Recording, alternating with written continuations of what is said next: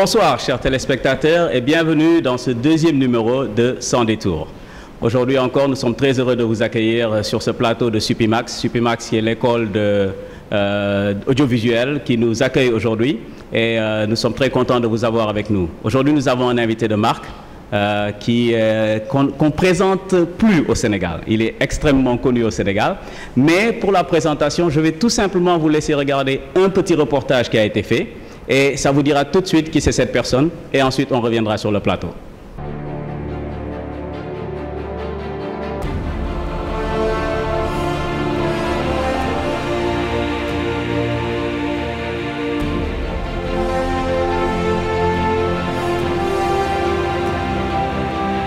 Avoir assumé les fonctions de porte-parole du gouvernement m'a permis de pénétrer davantage les politiques initiées par le président Macky Sall. Cela a également renforcé les instruments dont je disposais pour être capable de mesurer les effets des politiques publiques dans le développement économique et social de la nation.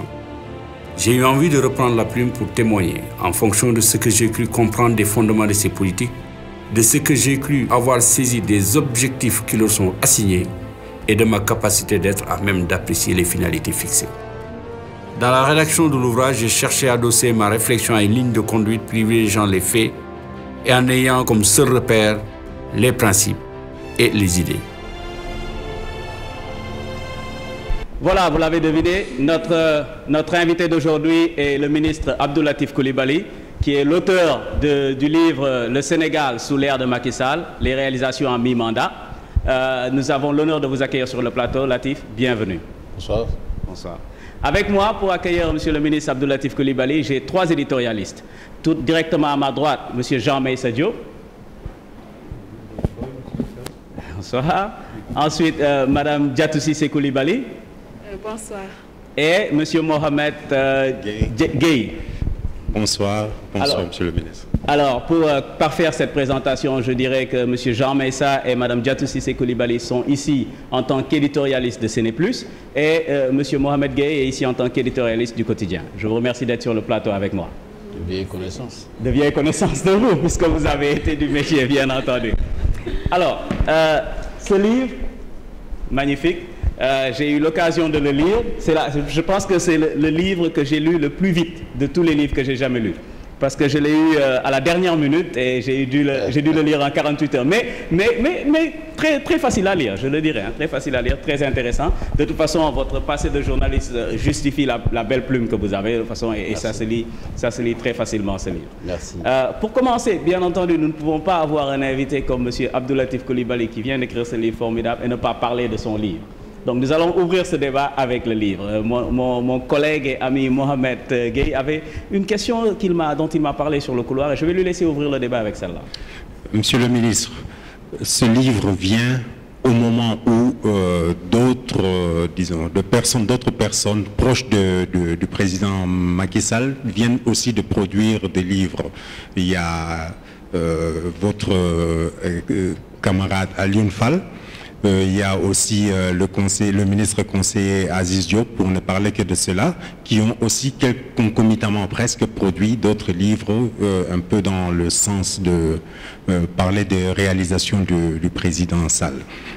Ce qui me pousse un peu à penser, à dire que vous qui avez été en charge de la communication du gouvernement à un moment, vous avez entendu cette remarque que souvent ce gouvernement, ce régime pêche un peu par la communication. Quelque part, votre livre ne cherche-t-il pas à combler un peu les lacunes de la communication de l'État? Écoutez, merci Mohamed. Je voudrais simplement préciser une chose.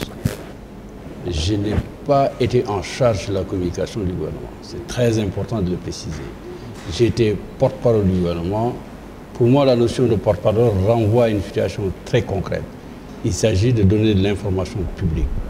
Dans ma compréhension du concept de communication, pour l'avoir pratiqué, mais également pour avoir été pendant des années formateur en la matière, avoir fait mon doctorat en communication, la communication dépasse de ce point de vue-là la transmission d'informations. Ma responsabilité, c'était de transmettre les informations, ce que j'ai fait du mieux que je pouvais. Je me suis expliqué d'ailleurs dans le livre en disant, je n'ai pas le sentiment d'avoir été toujours à la hauteur des responsabilités qui m'étaient confiées en tant que porte-parole et que j'avais l'intention, quelque part, ce que je considérais comme étant des manques par rapport aux responsabilités que j'ai assumées pendant 19 mois, de pouvoir le faire à travers ces livres-là. Et en fait, c'est l'exercice d'une responsabilité et d'une liberté d'un livre. J'ai exercé ma liberté d'écrire et une responsabilité d'un membre d'un gouvernement et que chaque ministre a le devoir et la responsabilité d'expliquer aux citoyens ce que son gouvernement fait. Très modestement, c'est ça que j'ai essayé de faire à travers ces livres-là. Voilà, mais ce n'est pas lié à des remarques qui peuvent être faites ça et là par rapport à la communication du gouvernement. D'ailleurs, ça, on en débattra. Je ne suis pas du tout convaincu d'ailleurs que le gouvernement communique mal. On le dit partout, mais moi, je ne suis pas du tout convaincu. Et ceux qui le disent souvent, d'ailleurs, c'est les plus inaptes à le dire. Parce qu'au fond, ils ne comprennent pas grand-chose par rapport à la communication. Et je voudrais vraiment, avec beaucoup de modestie, le dire, mais quand même le souligner très fortement. Voilà. Ok. Ouais, tout d'abord, je vous repasse la parole tout de suite, mais je tiens à présenter des excuses à notre invité. Je sais que le format normal de ce genre d'émission, c'est de d'abord donner la parole à l'invité, le laisser dire bonjour et tout ça, mais cette émission est sans détour. Non, il n'y a pas de problème. Exact, donc le thème de notre émission est sans détour. Hein, donc on va... Pas du tout, il n'y a pas de problème. Je suis heureux que Mohamed ait ouvert les débats et c'est bien. Et puis il n'y a pas de problème de ce point de vue, vraiment. Quoi. Merci beaucoup. Merci. Alors, ma première opinion, mon premier sentiment en lisant votre livre, c'est d'abord, c'est un livre qui, selon le titre, parle de la vision et de l'ambition et des réalisations en mi-mandat. Mais durant toute la première partie, je ne dirais pas toute la première partie, mais toute l'introduction du livre n'a rien à voir avec la vision, le mandat, mais a tout à voir avec Latif Coulibaly et un peu... les querelles qui ont été faites, on dirait que dans cette première partie, vous tentez de, je ne veux pas dire solder des comptes, mais on dirait que il y a une justification, il y a un peu, il y a un sentiment de vouloir si on dit réconcilier avec les Sénégalais, c'est comme si vous étiez disputé avec eux, mais bon.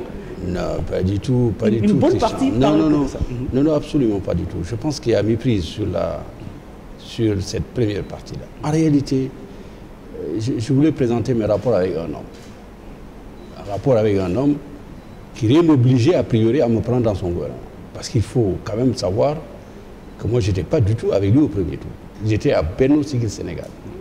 Voilà quelqu'un qui est élu et qui, dès la première semaine de son installation au palais, me fait venir à ses côtés. Et fait de moi le conseiller en charge des questions de gouvernance. Et pour moi, c'était une confiance exprimée, mais une fois. Parce que j'étais identifié quand même, peut-être certains me le reconnaissent en tout cas, comme étant quelqu'un qui a été fondamentalement préoccupé dans la pratique de son métier par les questions de gouvernance. Absolument. Et voilà que cette personne, rien n'obligeait cette personne à me demander de venir à mes côtés. Alors que moi, j'avais déjà engagé ma rupture avec le métier de journaliste, avec beaucoup de regrets quelquefois, mais je voulais faire autre chose, j'ai décidé. Voilà qu'il m'en donne l'occasion, en tout cas, d'exprimer ce que je voulais faire ailleurs. Donc je veux dire, certains qui disaient, mais pourquoi Macky l'a appelé lui un peu? Je voulais juste dire, j'étais à la rencontre de quelqu'un que j'ai connu avant d'être dans son gouvernement. Parce qu'il m'a fait le privilège et l'honneur de me demander de l'accompagner dans une tournée en Suisse, ce que beaucoup de personnes ne savaient pas à l'époque, pendant 15 jours. Nous étions ensemble dans le même hôtel. Il faisait des conférences dans les universités suisses. Et moi, les Suisses l'avaient invité à l'occasion des 50 ans d'indépendance de l'Afrique. Il lui avait demandé si tu connaissais un intellectuel engagé. Vous l'invitez avec vous. On est parti en Suisse pendant 15 jours. Nos chambres étaient côte à côte tous les jours. Et c'est là où j'ai appris à connaître l'homme. Et puis j'avais envie un peu de parler de ça. Parce que dans le fait d'en parler, je relève également des qualités de cet homme-là. C'est ça qui me préoccupait. En fait, c'est juste une technique d'écriture pour faire entrer la personne dans le texte. Quand vous allez parler de chiffres et de réalisations, il y a une manière, je crois, une technique d'écriture que les journalistes connaissent très bien, qui consiste à humaniser le papier au départ. J'ai cherché à humaniser, à rendre le papier humain, en plaçant deux hommes, le président de la République et moi-même, au cœur de l'action dans le cadre du livre. Voilà pourquoi je l'ai fait. Au fond, Et ça ne me déplaisait pas non plus. Le fait de parler quand je sortais de la Kaaba, quand il m'a appelé, d'un ton très familier, Latif, je dis, c'est qui? Il me dit, c'est le président Macky Sall. Je dis, quoi? Le président Macky Sall? Pour moi, c'était une blague, c'est pas lui. Ouais. Parce que je me disais, bah, le président ne va pas m'appeler pour s'enquérir hein, de l'état physique et de l'état de santé, je sais pas, d'un simple conseiller de la présidence. Non. Et vous n'êtes pas quand même un simple citoyen. Au Sénégal, vous n'avez jamais été un gars. Non, mais au fond, il faut savoir, le président de la République, quand même, je ne parle pas de l'homme, mais je parle de l'institution. Ouais. C'est pas donné à un citoyen qui va à la Mecque, qui n'est pas un parent proche de lui, même conseiller. Il y a tellement de conseillers qui sont partis à la Mecque. À un moment donné, je sors de la Kaaba, je venais de faire mes prières, le téléphone sonne. Juste au moment où je l'allume, c'est le président de la République. Ouais. Et sur un ton familier, Latif, c'est Macky. Et vous pensiez que c'était un canular, comme vous l'avez dit sur le livre. Mais tout à fait, j'étais un ami. Mais pour ne pas vous couper... Des prières qui viennent d'être exaucées. De cette manière, oui. Ça ressort un peu de cette manière. Oui. Ça ressort un peu de cette manière dans le livre. Parce que dans le livre, le ministre Latif Coulibaly nous dit que quand il était dans la Mecque, il est sorti de la Kaaba et il sentait quelque chose, que la ville de la Mecque lui donne ça. Et après, tout de suite, il y a le président. Mais j'avoue que c'était une partie du livre que j'ai beaucoup apprécié parce qu'effectivement c'était très humain. Beaucoup de gens me le disent. J'avoue que chaque fois qu'ils lisent, après cette lecture, je ne voulais pas continuer, j'avais envie de rester là parce qu'ils ont voulu savoir qui.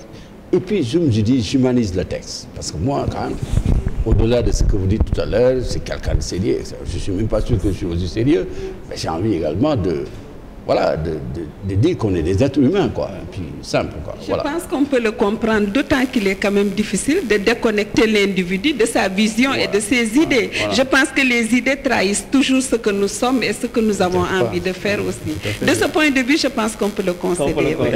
Bon, entrons alors dans le vif du sujet, entrons dans le vif du livre. Vous commencez le livre par, en quelque sorte, un bilan. Et vous partez sur plusieurs rubriques, si on veut. Et vous commencez, je ne sais pas pourquoi d'ailleurs vous commencez par cette rubrique, le volet social, qui occupe une grosse place. Alors que vous êtes ministre d'un président libéral. Et vous le soulignez même dans le livre d'ailleurs. Pourquoi ce choix? Et aussi je laisserai à mes collègues le soin de continuer quand vous nous direz pourquoi ce choix. Écoutez, je crois que lui-même certainement... Il est fondamental quelque part un social-démocrate qui s'ignore. Je ne crois absolument pas du tout, par sa pratique et par ce qu'il a envie de faire par ce pays-là, qu'il soit un libéral, au sens classique du terme. Tout ce qu'il fait ou entreprend, de mon point de vue, quand je regarde, c'est la touche social-démocrate dedans, fondamentalement. Et puis, j'ai cette sensibilité. Nous avons tous été des hommes de gauche, des enfants de la gauche. Nous avons milité pour ces idées. Nous y sommes fondamentalement, dans l'action même. Moi, je suis comme lui d'ailleurs, je suis ressortissant d'une région rurale, d'un petit village où on est forcément proche de la situation des gens, qui sont des gens qui ne sont pas vraiment logés dans les meilleures conditions possibles de la vie. Yamaïcha qui me regarde, c'est de quoi je parle. Diadousisé de pire, c'est également de quoi je parle. Donc voilà, au fond, nous avons tous ces sensibilités sociales. Au fond, je me demande d'ailleurs s'il y a un véritable libéral au Sénégal. Abdoulaye Wade qui se proclamait du libéralisme fondamental ne l'a même pas été au début de son... C'était à l'époque le travaillisme. Vous vous souvenez bien, donc proche des socialistes, même si après, il s'est converti à la science libérale. Donc voilà, on faut au Sénégalais... Pour classer les gens, je ne sais même pas ce que ça signifie maintenant, quoi. Alors, je vais donner la parole à Jean Meïssa. Alors, donc, Latif, bon, enfin, ça c'est... Monsieur le ministre, bon, c'est que c'est une déformation.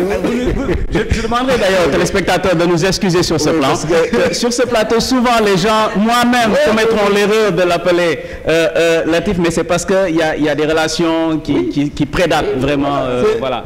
Mais nous tenterons autant que possible de rester dans les formes. Ça, c'est le tropisme des coups de récréation. Exactement. Ce qui veut que...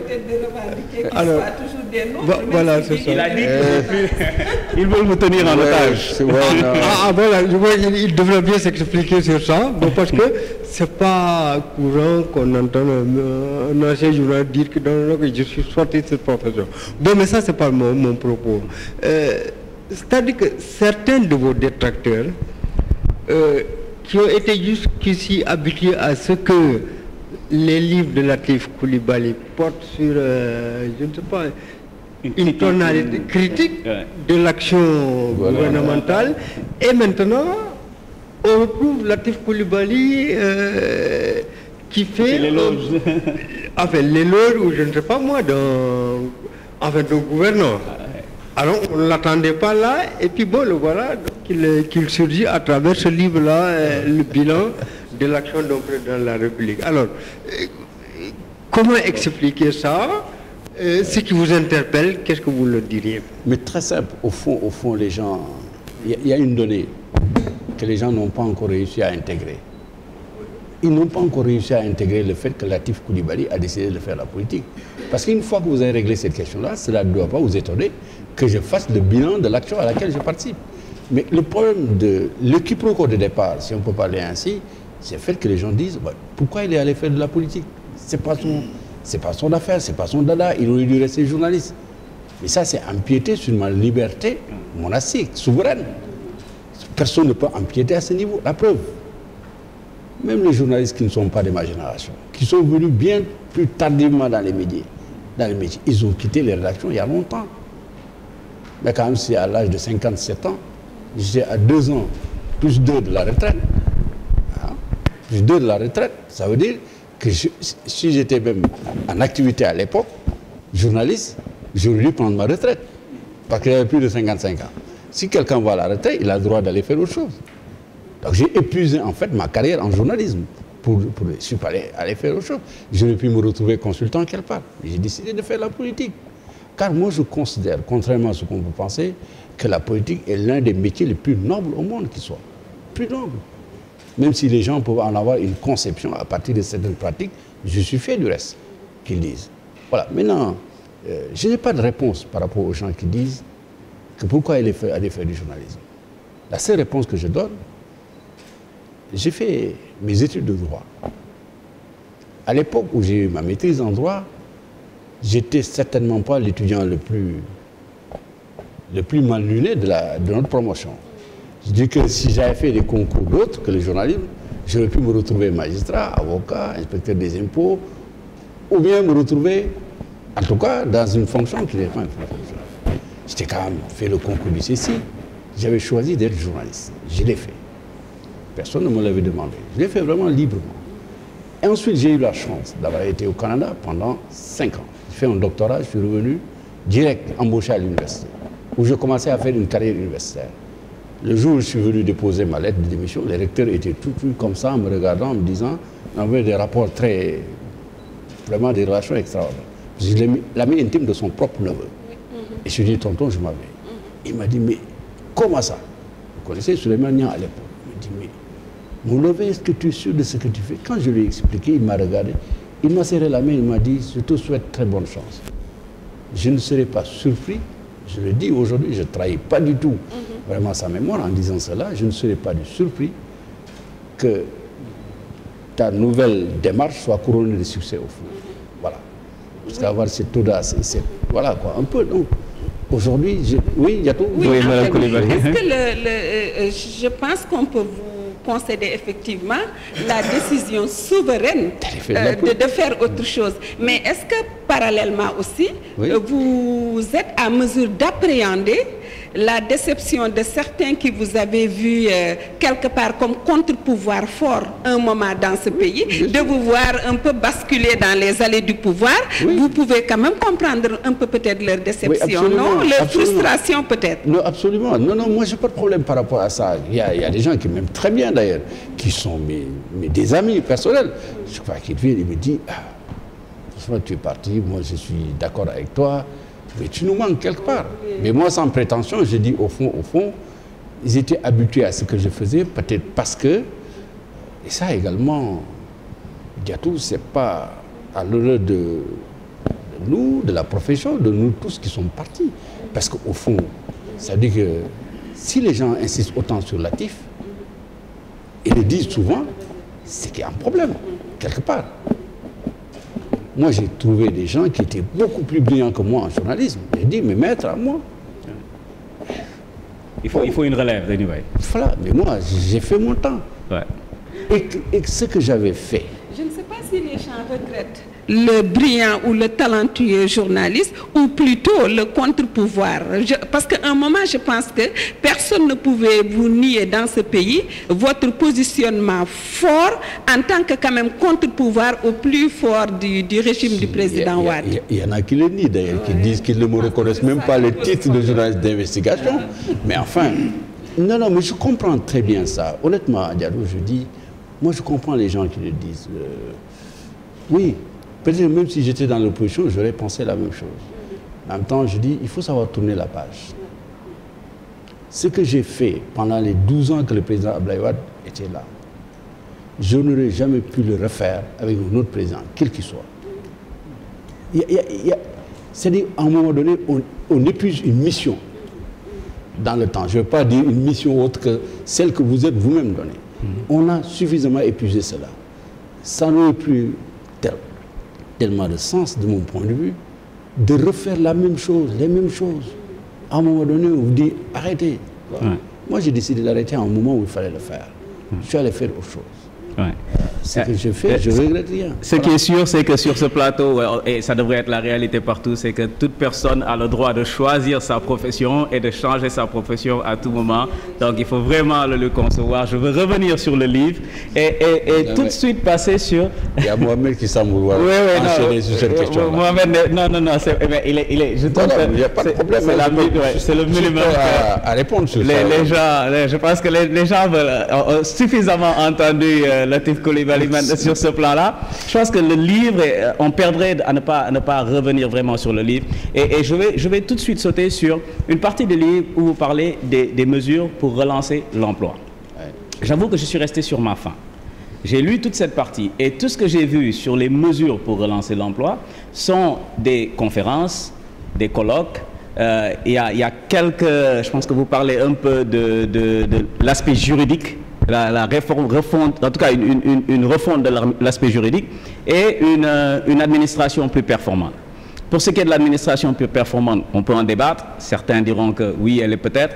Mon opinion, c'est qu'elle ne l'est pas du tout. Elle est toujours loin d'être une administration très performante, même sur le plan des affaires. Sur le plan juridique, vous le connaissez beaucoup mieux que moi, je ne suis pas un expert juridique. Mais mon point, c'est que toutes ces mesures, concrètement, ne créent pas des emplois. Or, le président a promis aux Sénégalais de créer un certain nombre d'emplois par an. Je pense que c'était 100 000 emplois par an. 300 000. 300 000 emplois par an. Ces mesures ne créent pas des emplois. Vous pouvez arguer arguer, c'est même pas un mot français, c'est un mot anglais. Hein? vous pouvez dire que peut-être que ça crée un cadre juridique pour une création d'emplois, mais ça ne crée pas des emplois directement. J'aimerais bien savoir ce que vous en pensez sur ce plan-là et peut-être je passe la parole à Mohamed d'abord. Non, en fait, c'est peut-être pour compléter, dans le même sens. En fait, j'ai eu le sentiment d'un certain nombre de mesures et de propositions pour faire avancer certaines choses dans certains secteurs. Et ça m'a rappelé un peu, excusez-moi Monsieur le Ministre, le livre de celui qui a été votre chef de gouvernement, Un moment, Servir, de Monsieur Abdoumbaye, qui quasiment semblait être une déclaration de politique générale bis. J'avais l'impression en lisant votre livre quelque part que c'était une déclaration de politique générale à mi-mandat. Il y a d'abord une équivoque qu'il faut lever. Il dit « je suis resté sur mon faim ». C'est une appréciation de valeur. Je vous le concède. Mais moi, je suis en train de dire voilà ce qui a été fait. Pour dire que je ne suis pas satisfait, il faut le savoir. Vous le savez maintenant. C'est heureux pour moi. Je ne fais pas de jugement de valeur par rapport à la qualité de ce qui a été fait.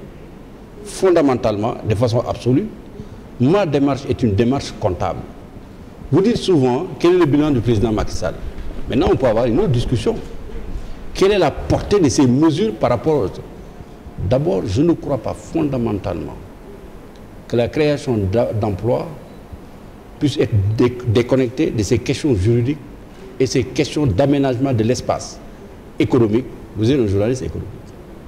Vous ne pouvez pas, d'une part, fondamentalement dire que le non-emploi ou le sous-emploi au Sénégal dépend de plusieurs facteurs, de facteurs juridiques, de facteurs environnementaux et d'autres questions éléments.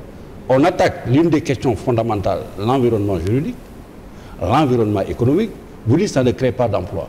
Mais c'est des facteurs qu'on ne peut absolument pas favoriser le développement de l'emploi si ces facteurs ne sont pas maîtrisés. Au moins, le président Macky Sall a eu le mérite de les comprendre et de travailler là-dessus. Voilà ce que je dis. Je ne dis pas que c'est réglé. Si c'était réglé, dès qu'il l'a fait, il aurait arrêté le travail. Mais il faut avoir une lecture combinée de ces faits-là avec d'autres. Qu'est-ce qui crée l'emploi ensuite? C'est évidemment d'autres projets économiques et sociaux qui vont créer de l'emploi. Mais si vous en tenez simplement à ces mesures d'ordre juridique et économique qui sont faites, pour dire que ça ne crée pas de l'emploi, vous recevez d'avoir une réponse systémique par rapport à la mise en place d'une politique globale. Une politique globale, c'est à la fois des mesures, c'est également des actions concrètes qui sont combinées à la fois dans l'espace temporel et également dans le temps. Quelles seront ces actions concrètes qui concrètement permettront au président Macky Sall, ou à l'administration Macky Sall à laquelle vous faites partie? La partie que vous venez d'évoquer. Ouais. Vous n'avez pas retenu le fait qu'en 2013, 38 000 emplois contractuels ont été créés au Sénégal. Oui. Parce que simplement, avant, il n'y avait pas une démarche statistique qui permettait au gouvernement d'avoir une maîtrise et une connaissance technique des emplois qui ont été créés, à la fois dans le secteur formel et dans le secteur informel. Vous n'avez pas retenu cet aspect. J'ai retenu cet aspect, effectivement, 38 000, mais qui est très loin de 300 000. Et ensuite, non, attendez, ce raisonnement est un raisonnement complètement biaisé. Que vous retenez dans un secteur précis que je vous cite, 38 000 emplois. Jamais auparavant au Sénégal, on n'avait pu comptabiliser les emplois de cette façon-là, de façon aussi informelle, de façon formelle. C'est important. C'est la démarche didactique qu'il y a à travers cette question-là qu'il faut raisonner. Troisièmement, vous dites qu'il y a 38 000 emplois, mais vous oubliez de mettre dans ces 38 000 emplois les 12 000 emplois de la fonction publique qui ont été créés à travers les forces de gendarmerie, les forces de police, et ensuite à travers également l'école et à travers d'autres également créations de postes de fonctionnaires. La santé, ajoutez-y. Vous oubliez également que je viens juste de parler des emplois contractuels. Vous oubliez également les emplois temporaires qui ont été créés. Vous oubliez également les emplois qui ont été créés à travers d'autres structures de l'économie nationale, l'agriculture. Jamais au Sénégal, auparavant, on ne parvenait à comptabiliser des emplois créés dans le secteur de l'agriculture. Maintenant, on commence à le faire. Il faut toujours commencer quelque part. Et moi, ce que j'explique, c'est très simple. C'est qu'il faudrait, quand même, dans notre pays, qu'on puisse avoir une lecture objective des choses, concrètes. Et ça, malheureusement, c'est toujours pas le cas. Vous avez quelqu'un qui se lève sur la base d'une simple opinion, il place un jugement de valeur par rapport à une politique. Mais il ne dispose pas d'éléments analytiques. Mais moi, ce que je vous donne, c'est les éléments analytiques, ce qui est bon d'ailleurs pour les journalistes. Parce qu'au fond, les journalistes, ils font leurs opinions sur quoi? Sur des opinions de la rue, souvent le cas d'ailleurs. Souvent le cas. Souvent le cas. Et ça, ce n'est pas une bonne chose. Qu'est-ce qu'on nous a appris en journalisme? En journalisme, la valeur référence, la seule valeur référence, c'est quoi? C'est le fait. Ce n'est pas l'opinion. Une opinion, elle ne vaut rien. Là, c'est le professeur de journalisme, Latif Coulibaly, qui nous revient, mais ce n'est pas celui qu'on a invité sur le plateau aujourd'hui. Pas du tout. Mais je vous dis une chose qui est très claire. Vous avez dit, il n'y a pas des emplois créés. Mais attendez, combien d'emplois ont été créés à travers l'agriculture au Sénégal? Combien? C'est quand même important. Combien d'emplois ont été créés, même de façon informelle, dans d'autres secteurs qui aujourd'hui, par exemple, je prends un secteur bien clair, la riziculture, le riz, combien d'emplois ont été créés? C'est extrêmement important. Il faudra comptabiliser tout ça au final pour pouvoir le dire. Et si on ne le fait pas, malheureusement, on n'a pas d'effet.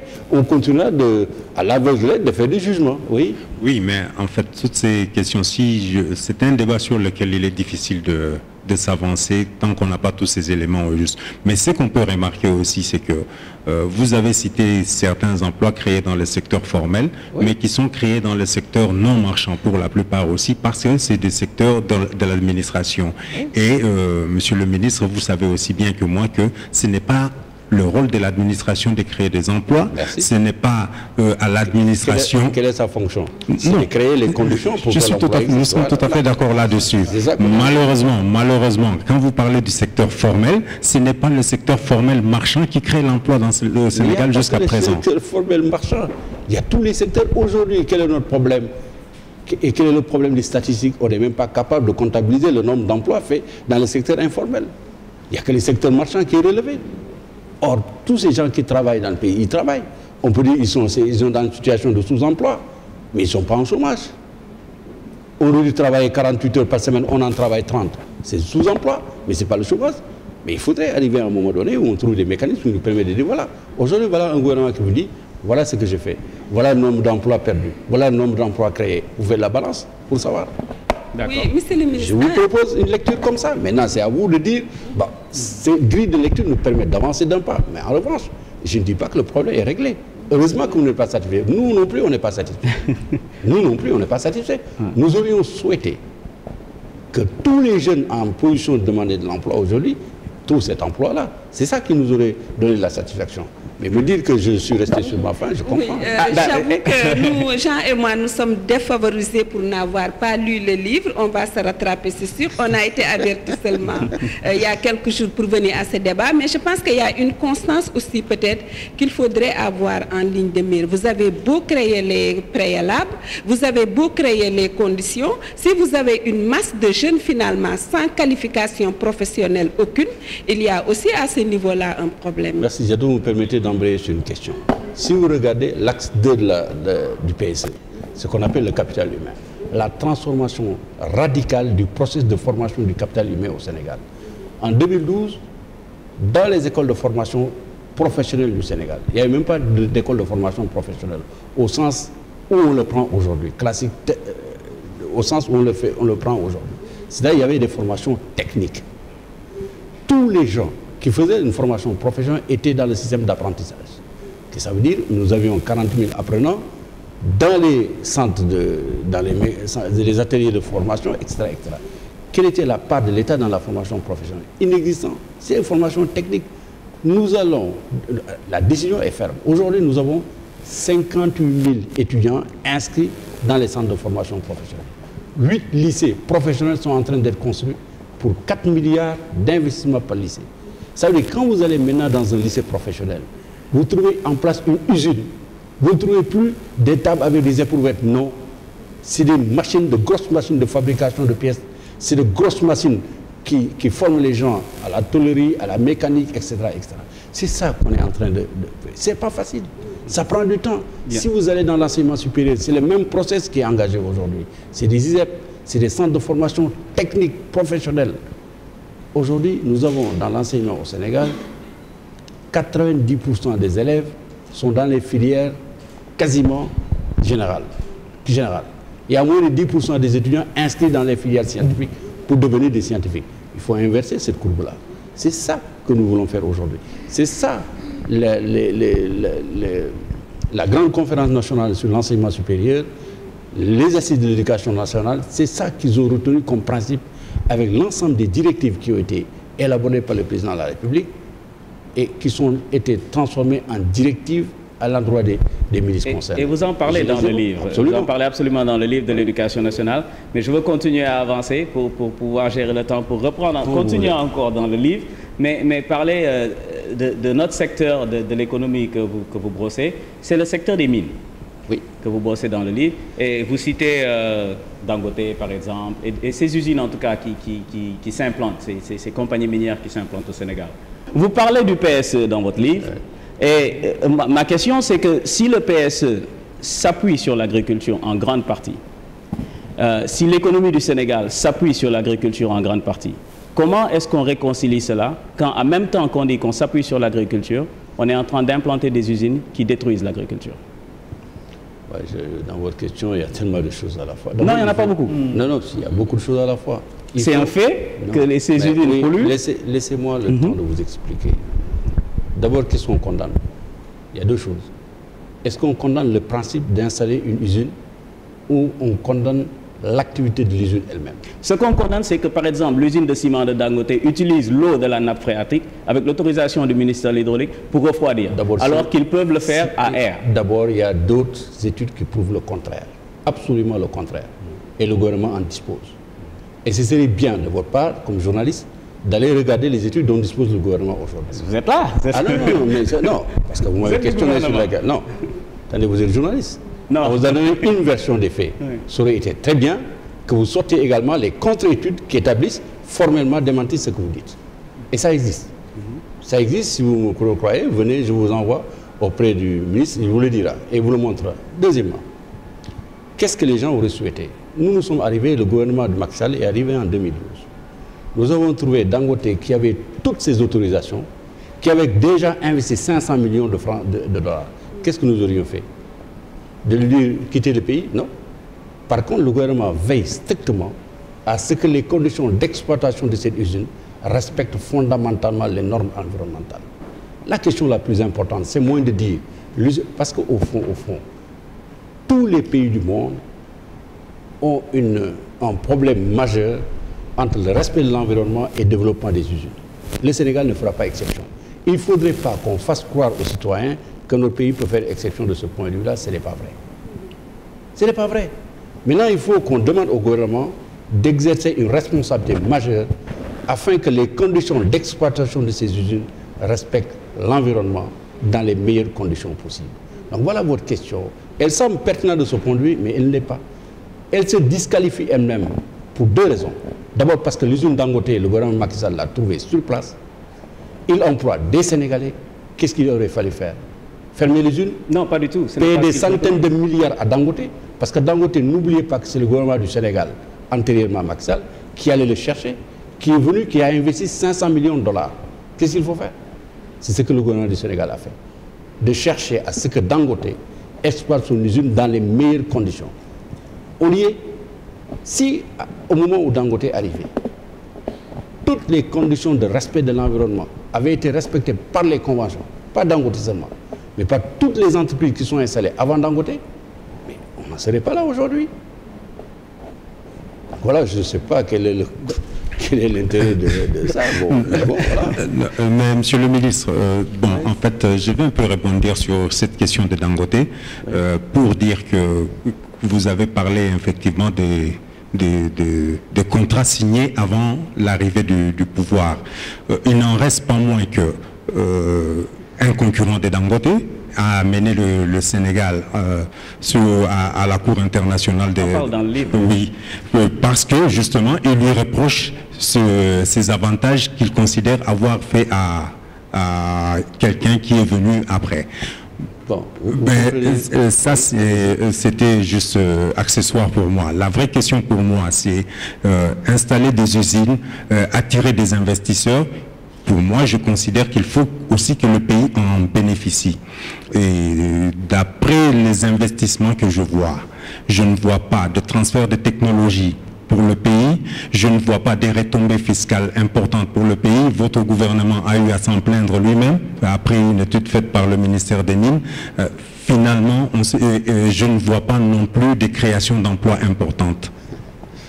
Oui, écoutez, c'est une opinion, vous êtes libre de la donner, mais moi je viens sur le fait encore. Oui, c'est le fait que je cite. Je ne vois pas d'investissement productif porteur de progrès social dans notre pays. Citez-moi un investissement que vous pouvez cibler en disant cet investissement ne remplit pas ces conditions. Citez-le. Je vous répondrai. Parce que dans la masse, comme ça, je ne peux pas répondre. Mais citez-moi un cas précis. Je vous donne Dangote. Combien d'emplois créés? Écoutez, il y a plus de 500 Sénégalais qui travaillent dans l'usine de Dangote. Est-ce qu'il fallait... Qualifiés?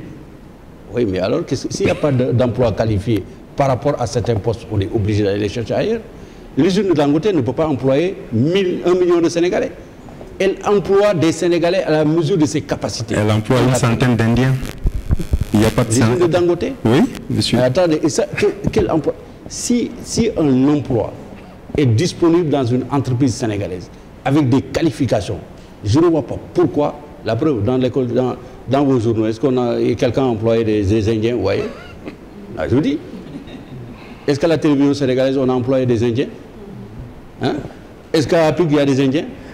Mais s'il y a un Indien quelque part, c'est que cet Indien-là, pour l'instant, c'est lui qui est capable d'occuper le poste.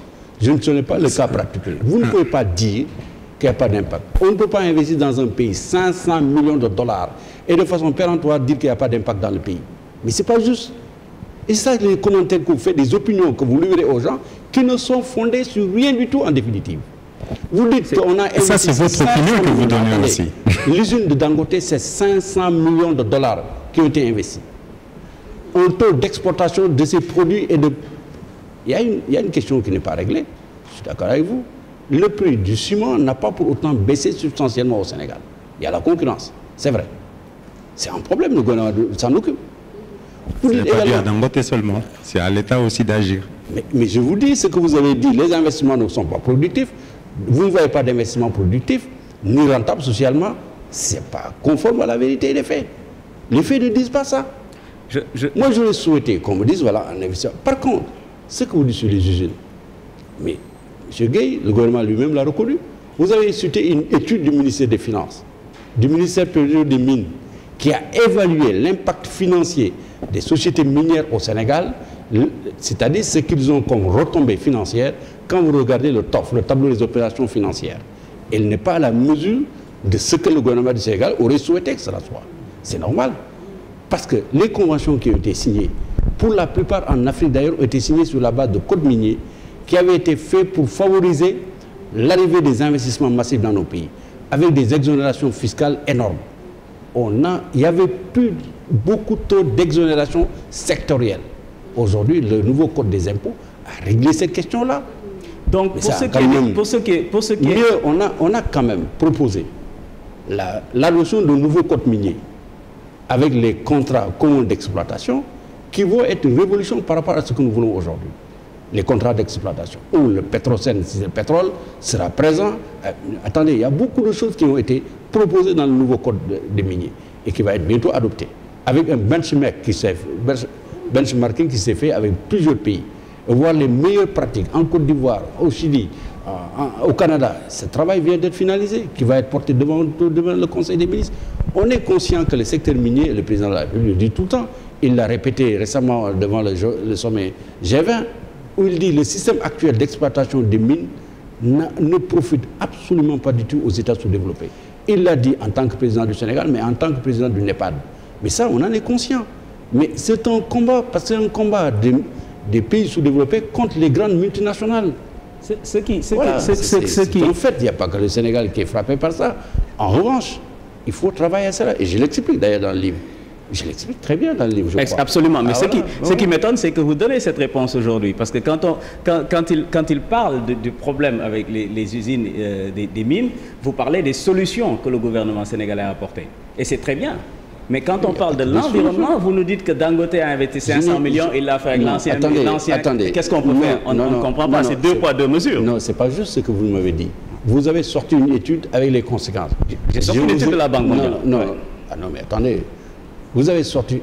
Mais parce que vous considérez que l'étude de la Banque mondiale est une science absolue? Non, pas du tout. C'est pour ça que je le rappose. Heureusement d'ailleurs. Oui, pas du tout. Je vous dis, nous disposons aujourd'hui d'études qui établissent le contraire de ce que vous dites.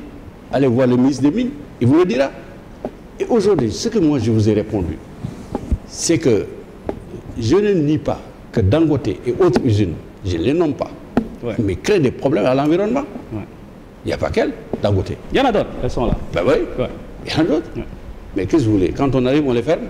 Non, l'idée n'est pas de les fermer, mais de faire la même chose que vous avez fait avec les mines. Vous avez créé une réglementation avec les mines. Pourquoi ne pas faire la même chose? Le plus petit problème avec l'usine de Dangote, c'est qu'il utilise l'eau pour refroidir ses machines. Or, il peut le faire. Aujourd'hui, on le fait avec l'air. C'est plus environnemental. Sur cette question précise, vous n'êtes pas satisfait par ma réponse. Mais aujourd'hui, là où je ne suis pas technicien par rapport à ces questions-là. Je n'ai pas la prétention de vous dire voilà la réponse. Mais je vous dis, comme journaliste, soyez plus curieux, allez vers le ministère des Mines, vous verrez exactement des réponses appropriées par rapport à ce que vous dites. J'ai écouté le ministre des Mines, il expliqué de la façon la plus remarquable, et également donner des preuves par rapport à des contradictions par rapport à ce qu'il dit. Et c'est ce que je vous dis. Maintenant, vous pouvez approfondir. En réalité, ce n'est pas l'objet de mon livre. L'objet de mon livre, c'est de vous expliquer dans les mines ce qui a été fait. Voilà ce qui a été fait, voilà ce qui est en train. Non, évidemment, ça ne veut pas dire que tout ce qui est fait est bon, est très bon. Et bon, il y a des problèmes. Et en plus, donnez quand même trouvant des contrats, vous en avez souvent parlé d'ailleurs, des contrats parfois bidoués, complètement bidoués. Il faut passer au travers de ces actes juridiques pour que ça fasse moins de dégâts pour l'État du Sénégal et pour le pays. Mais ce n'est pas facile. Et les cas sont là, à n'en plus finir. Je peux en citer à la clé. Vous-même, vous avez fait un article sur ça, non? Vous avez cité toutes les entreprises qui sont concernées. Comment voulez-vous venir me dire aujourd'hui, voilà ce qui se passe? J'ai lu un de vos articles où vous avez cité toutes les sociétés dans lesquelles aujourd'hui le gouvernement a des problèmes majeurs pour s'en occuper.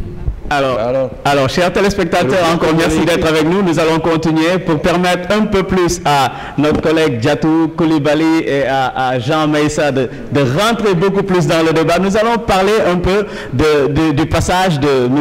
Abdou Latif Coulibaly au gouvernement. Je dis toujours le passage au gouvernement, mais il est toujours dans le gouvernement.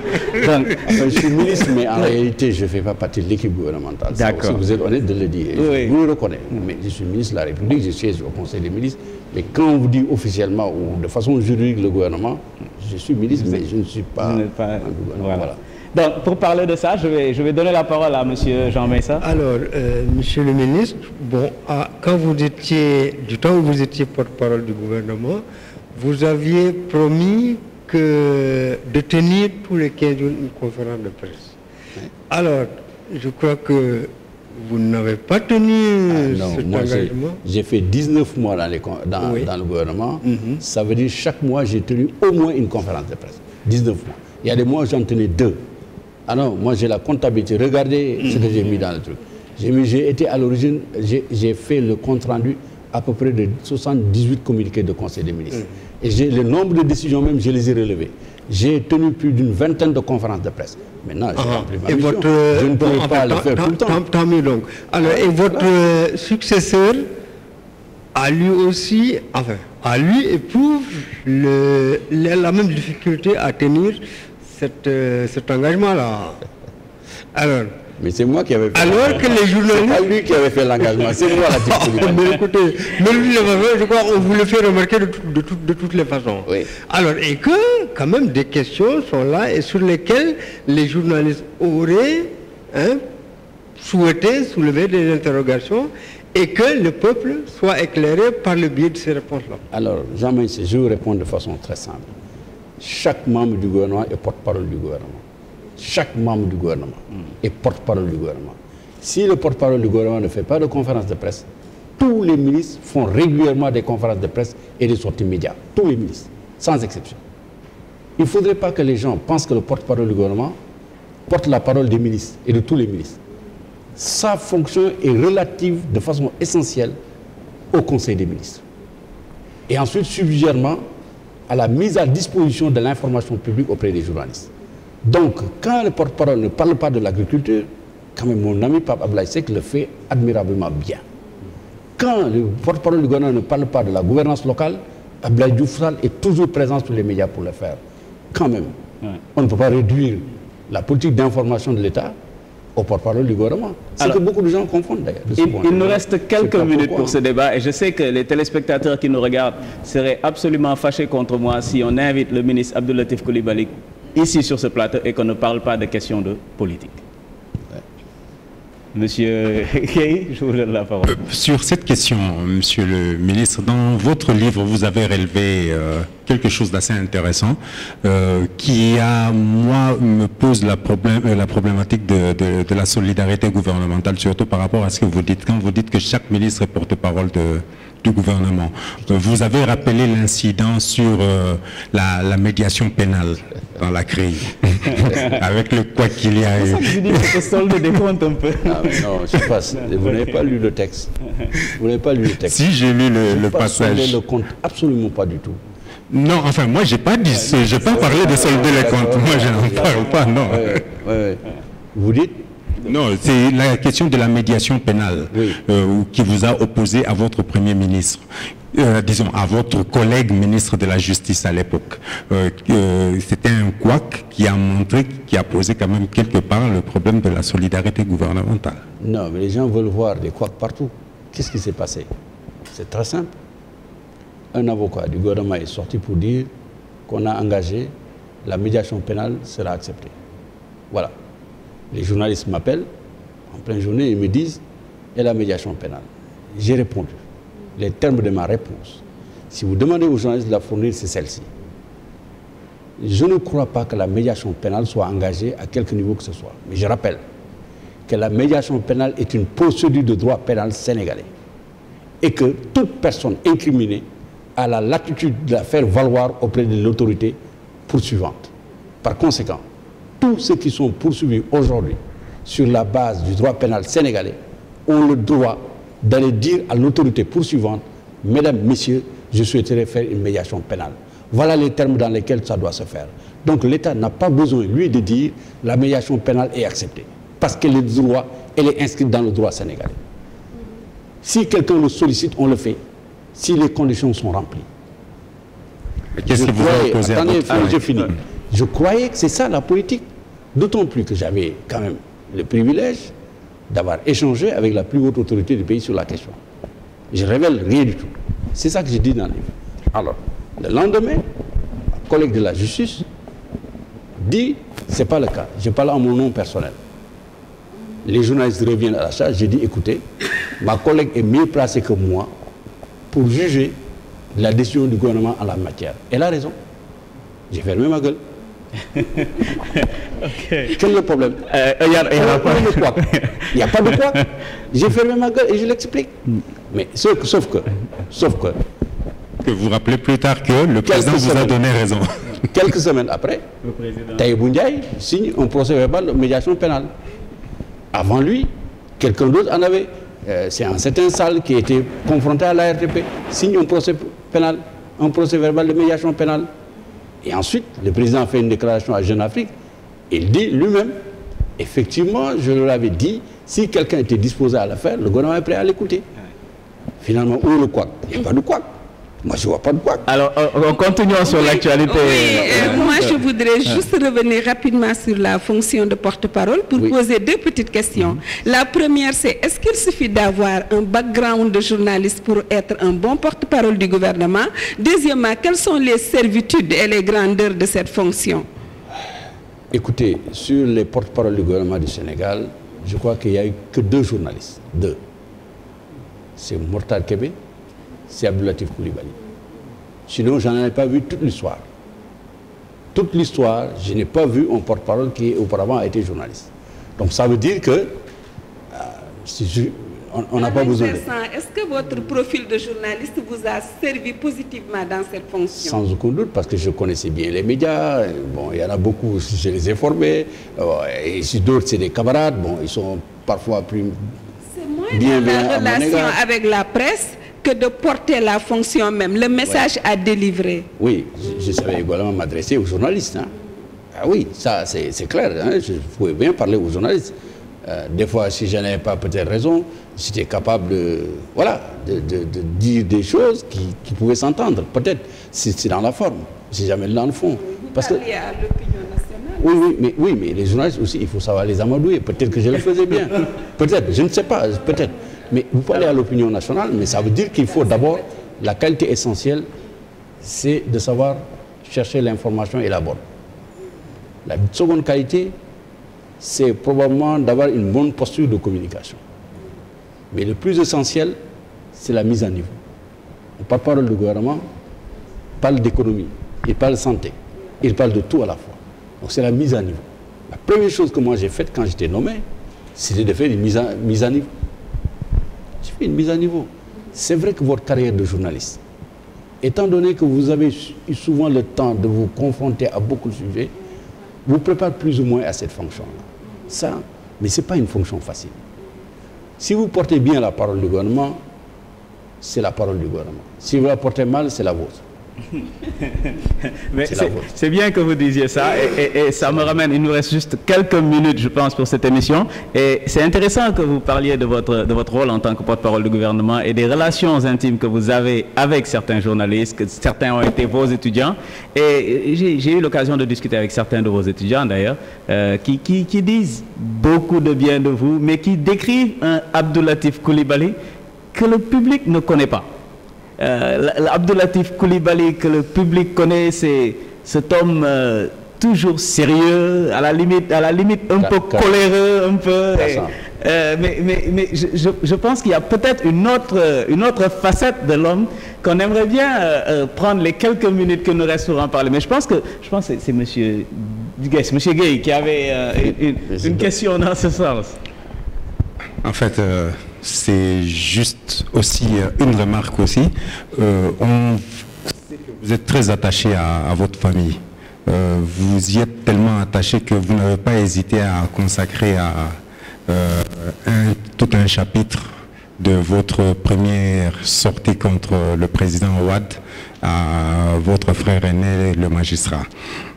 On sait que quand vous avez créé votre journal, vous êtes entouré aussi de beaucoup de membres de votre famille.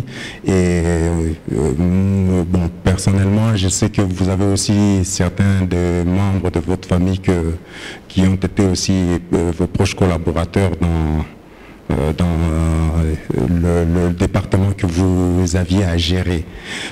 Le département que j'ai géré, il n'y avait aucun membre de ma famille. Bon, d'accord. C'était ni directeur de cabinet, ni conseiller technique, ni autre chose. Chef de cabinet, oui. Et ça, je crois que c'est de façon privée qu'on le prend. Parce que quand même, il faut faire attention. Parce que si vous dites ça, on va sortir pour dire que Latif avait dans son cabinet ses parents. Ça, c'est pas exact. Ça, au moins, c'est pas exact. J'avais mon chef de cabinet, qui est effectivement mon cousin. Je pense que c'est pas interdit.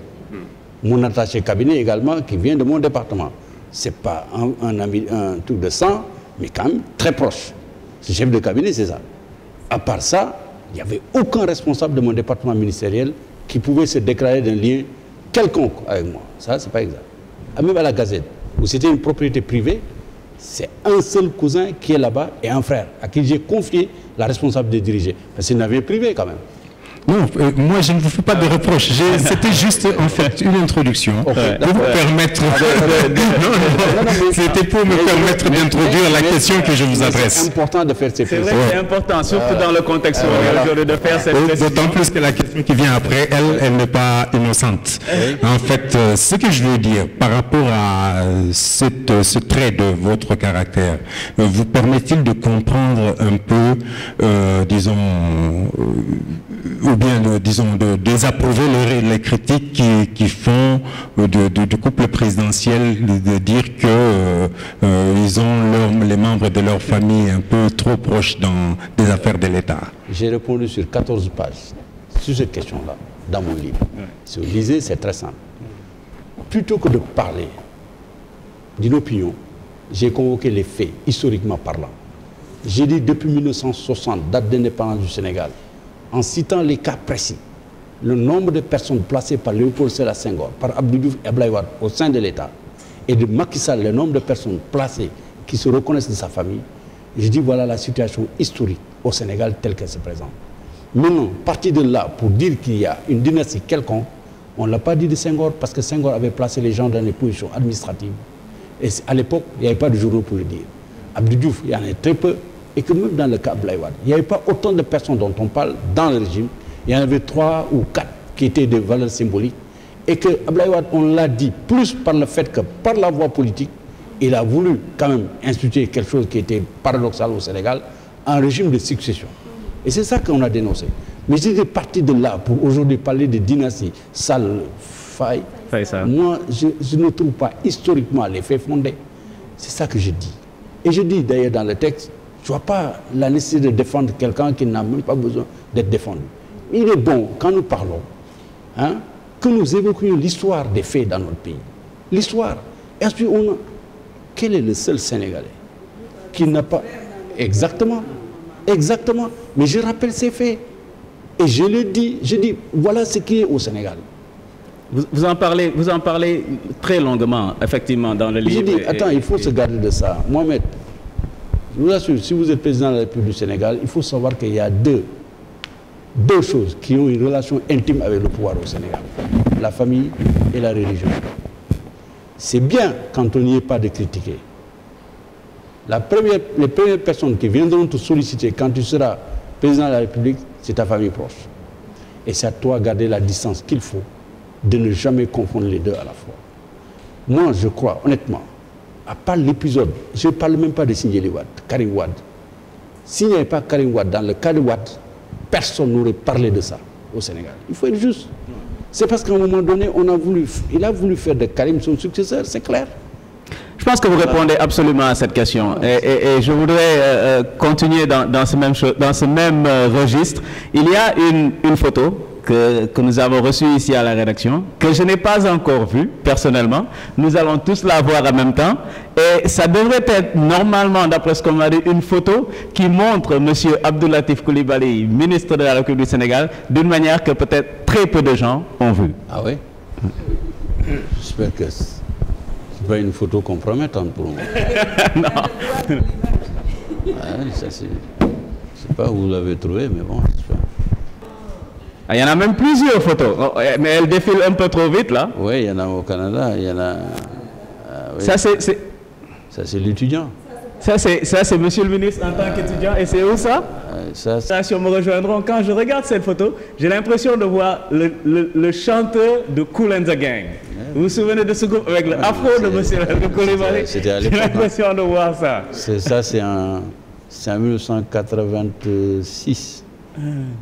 C'était au mois de novembre au Québec, à Montréal. Novembre 86, j'avais quoi? J'avais... Ouais, je crois. Pourquoi cette photo est intéressante pour moi? C'est qu'elle détonne avec l'image que les Sénégalais ont de vous. Laquelle? L'image d'un homme sérieux, qui n'a aucun sens de l'humour. D'ailleurs, en parlant de sens de l'humour, peut-être que vous aurez... mais c'est l'image que les gens ont de vous. Non, mais... Où est-ce que ça vient? Vous savez... j'ai l'habitude de dire quelque chose. Les Sénégalais, je m'excuse de le dire, les Sénégalais, ils n'aiment pas ne pas connaître.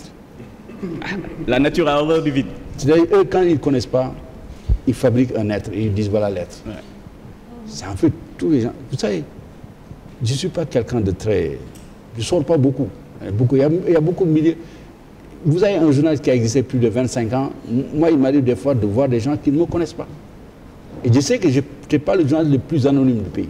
Je ne vais pas à beaucoup d'endroits. J'ai un groupe de copains. Diatou, c'est les villageois, mes amis les villageois, qui sont là avec moi, qui ont eu la chance de réussir à Dakar. On se regroupe, on est régulièrement ensemble. Je ne sors pas. Donc, en fait, c'est une image. Vous ne verrez jamais Latif dans les trucs de mondanité ici. Non. Ni les boîtes, ni les trucs. Jamais. Depuis que je suis Latif Coulibaly. Donc, finalement, les gens, quand ils ne me connaissent pas, il y en a même qui disent Latif, enfin, ben, j'ai rien contre ceux qui boivent. Mais ils considèrent que je suis même un soulard. Je ne justifie rien du tout. Je n'ai pas bu une goutte d'alcool de toute ma vie. Il y a beaucoup qui ne le savent pas. Il y a beaucoup comme ça qui vont te dire de ma vie, jamais. Et c'est vrai. Et ça, je ne vais pas venir raconter des histoires. Ceux qui me connaissent le savent. Mais ceux qui ne me connaissent pas disent n'importe quoi. Alors là je pense que la régie nous a fait sortir quelque chose que je ne vois ça, pas. Oui, ça c'est... Le ministre avec... Oui, avec mon épouse. Elle avait 22 ans. Oui. Oui, c'est ça. Ça, c'est mon épouse. Ça c'est quand vous lui faisiez la cour? Non, on était mariés quand même. Ah, d'accord, ok. Je n'ai pas fait beaucoup la cour. Hein. Comment ça? Je l'ai connu au mois de... Oui, décembre. Vous n'avez pas perdu de temps encore? En août, on s'est mariés. On était tous les deux étudiants là-bas. Décembre, vous êtes connus, août, vous vous êtes mariés? Bien sûr. Et je ne le regrette pas. Il avait 22 ans et moi j'avais quoi? Vous devez donner votre formule à tous les Sénégalais, parce que j'ai lu un article qui disait qu'au Sénégal, il y a près de 2 millions de filles qui n'ont pas de mari. Donc il faut qu'on trouve le moyen de trouver la solution relative pour... Non, je pense que oui, le mariage c'est compliqué, c'est partie de Dieu, la volonté des partis, voilà quoi. Puis voilà, mais c'est pas... Si on ne dit pas j'ai réussi mon mariage ou autre chose, la vie c'est... Il y a aussi une chance dans la vie. Il y en a qui en ont plus. Parfois, vous avez des chances. Il faut savoir les traduire en atout. Ouais. C'est ce que je dis à mes enfants. Si vous avez une chance dans la vie, il faut savoir traduire cette chance en atout. La chance à elle seule ne suffit pas. Il faut savoir la traduire en atout, la chance. Ouais. Peut-être j'ai plus ou moins réussi, Dieu merci, et elle aussi, les deux. Mais il n'y a pas de... Il y en a qui ont encore plus réussi. Mon père et ma mère sont restés plus de 40 ans avant que le vieux ne parte. Elle-même, sa mère et son père sont restés toute leur vie ensemble. C'était une autre époque, hein? Oui, mais moi, j'ai mes frères aussi qui sont dans la même condition. Je pense que ce n'est pas lié à une personne. C'est une personne, mais également une chance que vous avez quelque part. Parce que, oui, des contingences de la vie qu'on ne maîtrise pas, qui sont au-delà de nous-mêmes. Voilà. Alors, Jean, il est marié à sa sa femme depuis des années. Voilà. Diary, j'appelle Diary, je sais bien. Qui a le même nom que votre épouse? Oui, bien sûr. Voilà. Je connais très bien l'histoire. Peut-être que le secret, c'est de trouver une femme qui s'appelle Diary. Oui, probablement. Hein. Probablement, oui, peut-être, je ne sais pas. Voilà, tu sais, la vie, c'est comme ça. En tout cas, sur cette note... Cette belle photo, elle est extraordinaire. Ouais. C'est moi, mon épouse, la femme de mon grand frère, lui, le magistrat procureur général, lui-même le grand frère, et une de nos petites sœurs. Ouais, Vous êtes très proche de votre famille. Ah oui, très bien. Ouais. Heureusement, Dieu merci. Ouais. Alors, ça me permet de dire à Mohamed, non, je ne défendais pas mon frère. Dans mon livre, je disais la vérité des faits. Les faits. Parce qu'au fond, il y avait un ancien Premier ministre qui avait écrit des choses qui n'étaient pas exactes dans son livre. J'avais vécu ça. J'avais le devoir. Il avait dit d'ailleurs, par amitié et par devoir. Moi aussi, j'avais dit, par devoir et par lien de sang. Voilà. Il avait quand même... Là, c'est vous? Oui, ça c'est moi. Vous avez quel âge là? Non, là c'est mon fils et moi. Ah d'accord. On était ensemble, on était en vacances à Toulouse, en France. Il avait quoi, 3 ans. Maintenant, maintenant c'est un grand gars, il a 18 ans maintenant. Ah, ouais. C'est le temps de... On était ensemble. C'est très marrant ce voyage-là.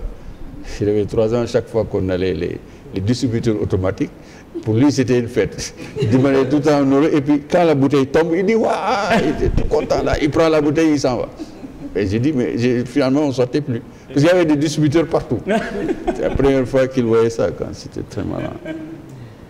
Et là, c'est une cérémonie de mariage d'une de nos nièces qu'on mariait. Voilà, c'est ça. Mes grands frères, mes parents, oui, je ne sais pas pourquoi. Ah oui, tout à fait. Ouais. Qui a posé les cérémonies? Ah, ça, ce sont nos secrets. Si c'est une photo, voilà, ça c'est moi. Ouais. Et ça, c'est le village. On est à Sokone. C'était le jour de Tabaski. Oui, ça c'est à Sokone. Alors, très rapidement, je ne veux pas revenir sur le domaine politique. De toute façon, nous sommes à la fin de cette émission. Sokone, votre village, là où vous êtes né, là où vous avez grandi. Ouais. Malheureusement, vous vous êtes présenté à des élections là-bas. J'ai pas gagné. Que vous n'avez pas gagné. Votre adversaire de l'époque, celui qui vous a battu, était dans un autre parti, mais aujourd'hui se retrouve dans votre parti. Disons que il a quand même, pour moi, il était important qu'on ait une bonne relation, lui et moi. Il a gagné. Par 83, c'est certes, mais si l'ensemble des voix qu'il a, celles que moi j'avais, on l'additionne, on va aller direct vers un premier tour très bon chez nous. Puis c'est un jeune frère, je peux même dire un neveu quelque part. On n'avait aucune animosité, depuis enfant, on est dans le même club. Bon, politiquement, à la fin, on a trouvé les moyens de se voir, de se parler, et d'avoir d'excellentes relations. Il s'est trouvé que j'avais les moyens de lui trouver un rendez-vous avec le président, ça s'est fait, ça s'est très bien passé. Ils se sont vus, bon voilà, et puis je dis au président, on est ensemble. Qu'est-ce que le monde serait beau si tous les hommes politiques pouvaient perdre avec autant de grâce? Chers téléspectateurs, nous sommes très contents de vous avoir accueillis sur ce plateau. Nous sommes malheureusement à la fin de cette émission. Nous remercions le ministre Abdou Latif Coulibaly pour ses derniers mots d'ailleurs qui est sur l'idée de ce qu'il faut faire pour trouver une femme au Sénégal, mais aussi, et surtout sur la manière dont il perd avec beaucoup de grâce à Sokone et se réconcilie avec son adversaire et le présente au président. C'est une bonne leçon. J'ai gagné le département. C'est important. Là, vous retirez le compliment que je vous fais. J'ai gagné le département. Je disais que vous avez perdu avec grâce, mais il a gagné le département. Oui, c'est important. Donc je pense que c'est le fait que vous ayez gagné le département a facilité de perdre avec grâce. Donc c'est un peu... En tout cas, ce fut un plaisir. Je remercie encore Jean-Maïssa Diop pour avoir été ici. Diatou Cissé Coulibaly, merci. Mohamed Gueye, merci. Je rappelle que c'est une production de Supimax, une coproduction de Supimax, de Séné Plus et du Quotidien. C'était l'émission Sans détour avec l'invité Abdou Latif Coulibaly. Merci. Et merci, je vous donne le dernier mot à dire, si vous voulez. Oh, merci de moi. Et puis, je suis impressionné par vos studios, par l'école. C'est super. Vraiment, merci. Merci beaucoup. C'est Supimax. Félicitations à M. Diop. Et puis, très bon courage aux élèves qui sont inscrits, aux étudiants. Vous avez une très belle école. Voilà.